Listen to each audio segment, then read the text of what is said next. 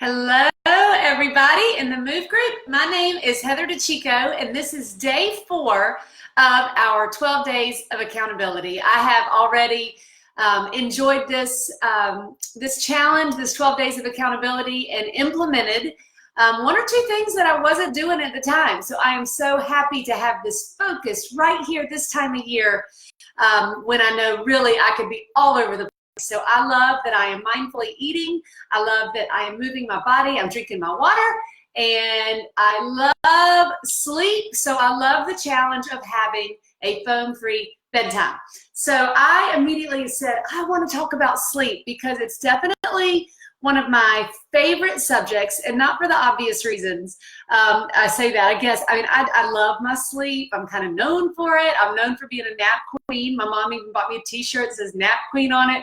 But what I really love about it is every time I dig a little deeper into the health necessity, the health benefits, what can go wrong, the links between sleep and other areas of our health, it is just such another aha moment. And that's what today has been for me. I've really looked into, okay, what do I know? I want to dig a little bit deeper.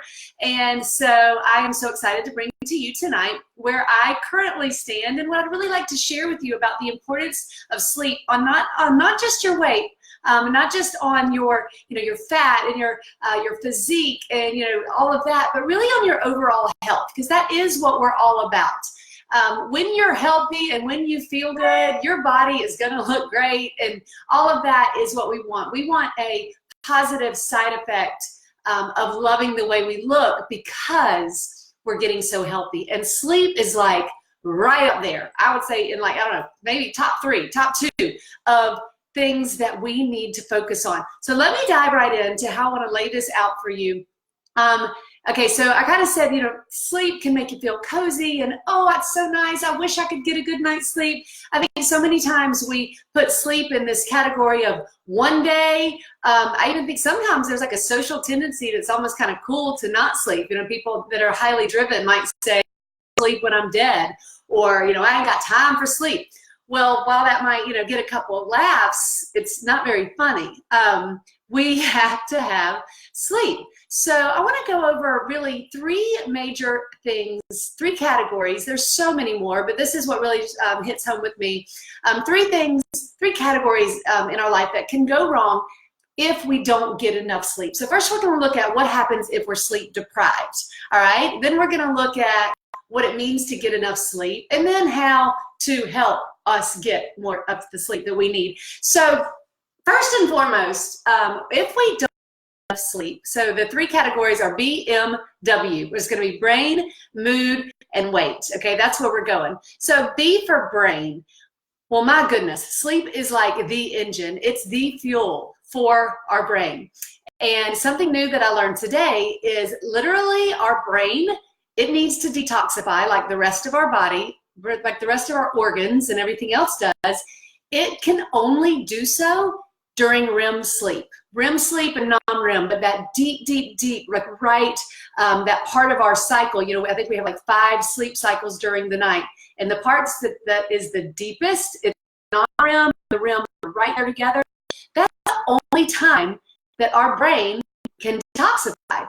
So let that sink in for a minute. How important is it then for us to get enough of that, right? And what in the world would happen if we don't?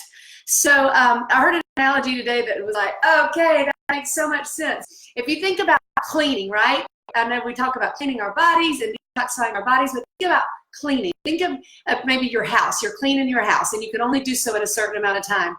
And I want you to then get this visual in your mind of a brain that is heavily sleep deprived, looks cluttered, looks disorganized, and might even start to look like hoarding. You know what that looks like when a house is just like shoved so full of stuff you can't even walk through it?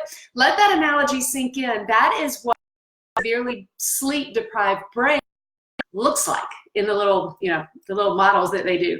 So that says so much.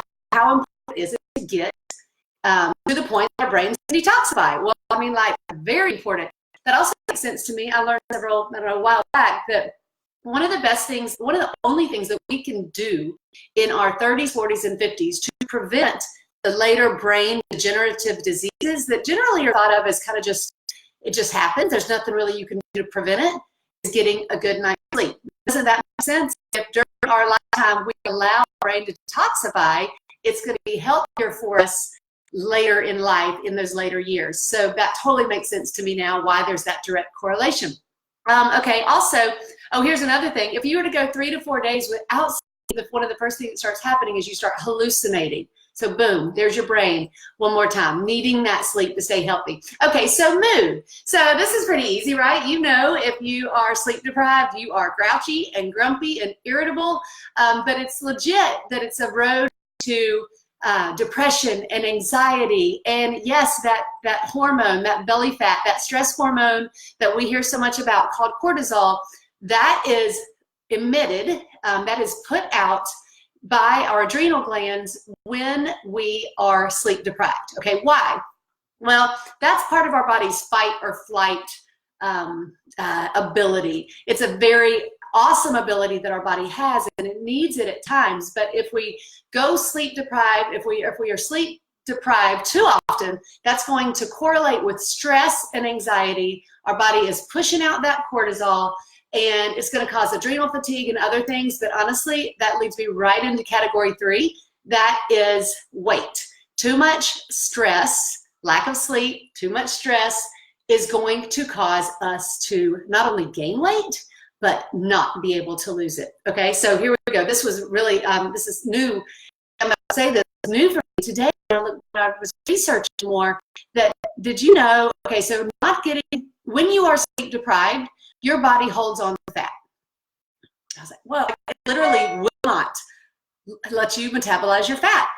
It's also part of that survival instinct that our body has. To me, it makes sense because if you are like drinking more water is what helps to keep, what am I trying to say? Like your body will reserve things that it thinks it may need. Okay, so if you're not drinking enough water, your body retains water. In order to get your body to release water, you drink more, right? Okay, so it's like your body knows when it's in some sort of like kind of dire situation, and it basically shuts down, it holds on to everything. I am not, it's saying, I can hear it, you know, it's like it's saying, I am not going to release my fat, my energy in the form of fat, because I don't know what's going on.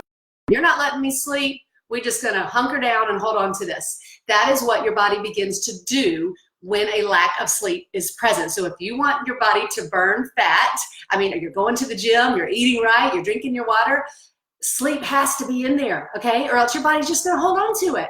Like, how cool is that? And so another thing is when we are sleep deprived, y'all know this, you have no willpower. There is a literal craving for the highly refined carb when you're extra tired. And I was like, yep, that's true. If I am crazy tired, let's say you work like a long, long day, you get home, it is like game on. I'm going to eat whatever I want to eat because, I don't know, in some ways you might kind of feel like you deserve it, but certainly you don't have the willpower. Like you're not going to go start cutting up broccoli and kale and, you know, your lean protein and stuff. So, so those are really 3 major areas if you're sleep deprived where you would suffer. Your health for your brain, it needs to detoxify. It needs the REM sleep. Your mood, you absolutely know that how you carry out your day is 100% related to your mood. Also the cortisol. And number 3, the weight gain. With deprived, your body will not let go of its fat in the way that you're hoping it does. You know, and you might think something's wrong. And meanwhile, it's just you need more sleep. So, okay, so those are some categories of what can go wrong. So it's pretty clear getting enough sleep is important, but the real, I keep talking about the REM sleep. The quality of the sleep is the most important, okay?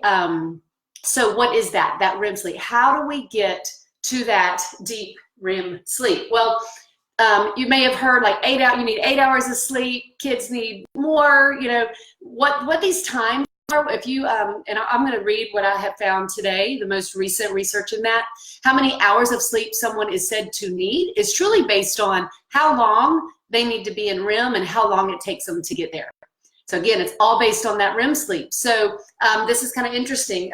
Children ages 1 and 2, that says they need 14 hours. 3 to 5 need 10 to 13 hours. 6 to 13 need 9 to 11 hours. 14 to 17 are 9 to 10 hours. So those teenagers do need the most sleep. And 18 and up is really 7 to 9. So that's probably why we say 8. So those numbers are truly based on how long does it take you to get to REM, and what period of time do you need to make sure your body can get that full amount of REM that is necessary. So also consistency is key. I used to think this, like, oh, I'll stay up late tonight, and maybe if I stay up late all week long, I'm going to take a nice solid nap on Saturday and make up for it. Well, it doesn't work like that when it comes to health, and especially to weight loss associated with sleep, because it is the consistent action, okay, doesn't this ring a bell, that that actually starts to work for you. You can't short over here and then load up on the weekend and think that that's going to make up for it. I mean, I encourage you to take those naps on the weekend, but it's not undoing the damage caused by cutting sleep out of your life for the amount of hours that you need it during the week. So yes, you can't make it up. So, okay, so how do we get it? How are we going to take this to the next level? And I'll speak from my own experience. I had to actually really sit on this and make it become a priority. We say, a failure to plan is planning to fail. Well, it actually works with this too. I can be all on I used to be, on my kids' bedtimes, and when it comes to other people, but me, I might want to kick my feet up and stay up late or whatever. I never really let it sink in as kind of an urgent, important matter. One, like eating and drinking my water and exercise. I need to make a plan to make sure that, most nights, I get it, of course there's exceptions, just like there is with eating and water and exercise, right?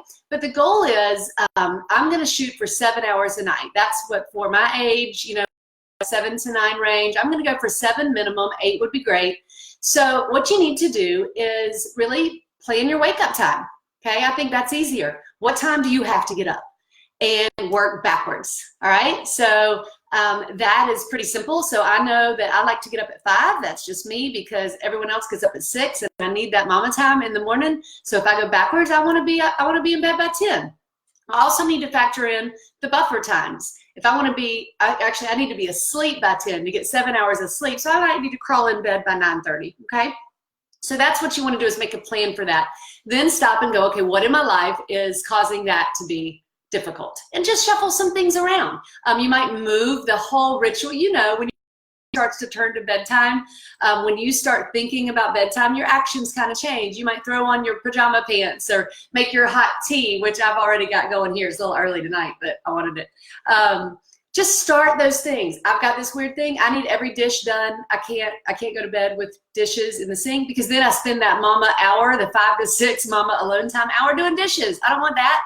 So those things that I want to do to make sure that my morning is smooth, I just move them up a little bit. And yes, no, I'm not perfect, but now it's actually a thing. It actually has moved up in my mind in importance. Okay, so you're going to determine your wake up time, which is going to determine your bedtime. Start your evening ritual, and you know what? Get some help. By me sharing with you the brain effects, then I hope that you can see it's very simple to see that nutrients, supplementation, natural supplementation is going to help. I have 3 things that I do. I do my ID Nutrition, which has magnesium in it.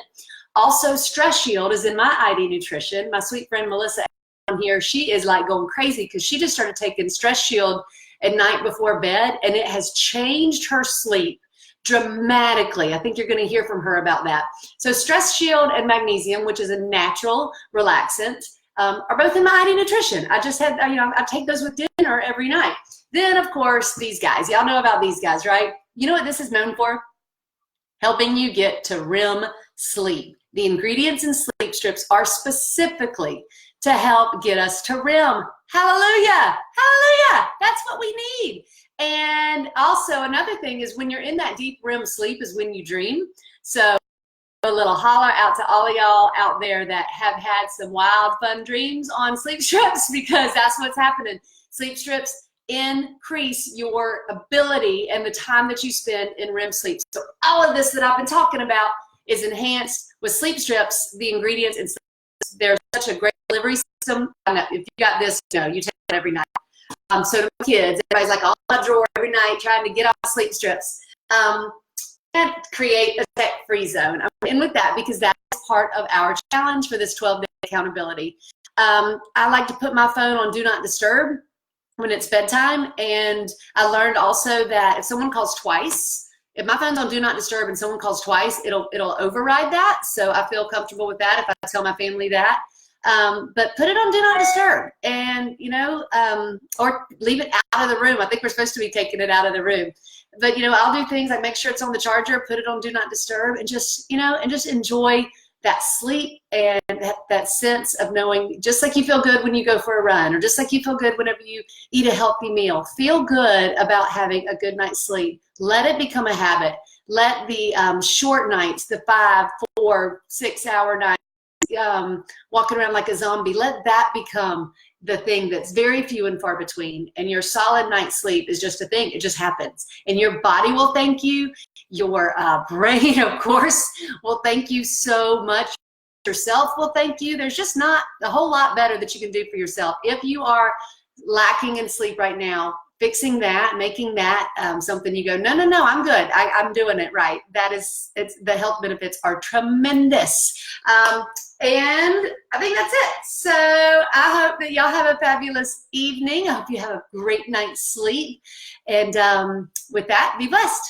Bye.